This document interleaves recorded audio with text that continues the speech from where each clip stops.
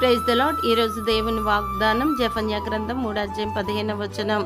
ఇక మీదట మీకు అపాయము సంభవింపదు. ప్రియదైవజనమా, గతంలో మీరు ఎదుర్కొన్న పోరాటాలు, శోధనలు మరియు కన్నీటి దినములను చూసి ఇక ముందు కూడా అలాగే జరుగుతుందేమని భయపడకుడి. ఎందుకంటే సర్వశక్తుడైన దేవుడు మనకి ఇస్తున్న గొప్ప వాగ్దానం ఏమిటంటే, ఇక మీదట మీకు అపాయము సంభవింపదు.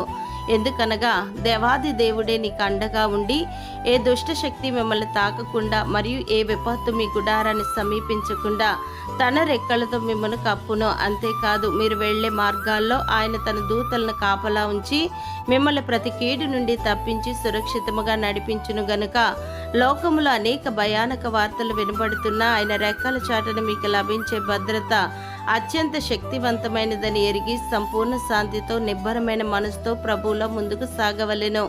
దేవుడు మిమ్మల్ని ఆదరించి కాపాడునుగాక. ఆమేన్.